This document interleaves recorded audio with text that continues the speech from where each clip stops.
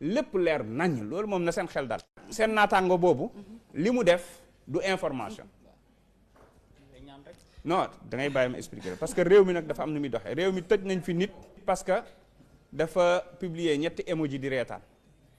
réew mi tëj nañ fi nit empêché nañ fi nit mu dem élection parce que dañ ne dafa def division de fausses nouvelles juste parce que diggante li ñu woowee mooy Ousmane Sonko ci bi nga xam ne Mame Mbaye Niang moo ko plainte ci épinglé par un rapport et ainsi de suite ñëpp xam nañ ne am na peut-être ci turu rapport bi la juum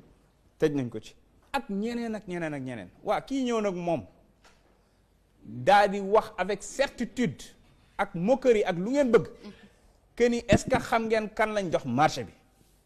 ñu laaj ko kañ lañ ko jox mu ne ki nga xam ne dégg lu baax li may wax moom la ñu wax ne moo doon jéem a corrompre l'ancien ministre de la justice ba ñu jàpp ko mu ne kooku lañ ko jox qu'est-ce que ça veut dire mooy ñun tamit ñi ngi sombre ci corruption boobu moo tax ñu jox ko marché bi teg ci nag nii parce que moo tax ngeen war a dem ñaan njekk waa justice de parce que daf ne kooku noonu bi ñu ko takkee bracelet électronique dafa bañ ne leen man homme d'affaires laa ñu bàyyi ko mu dem alors que kooku mu ngi ak bracelet électronique comme selon la justice donc moom dafa porter le discrédit sur l'institution porter ko sur la justice aussi moo tax justice ñun encore une fois amuñu ñëwuñu fi pour jàpp nit ñi di tëj wala benn affaire mais dañu bëgg nag quand même mbir bu xew mu leer dégg naa am ñu ne way communiqué doyoon na waaye ñooñu fan lañ nekkoon bi ñuy jàpp Pape Alé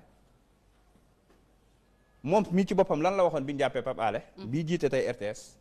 ñooñu fan lañ nekkoon bi ñuy xañ Ousmane Sonko mu bokk ci élection yi ay nit dee ci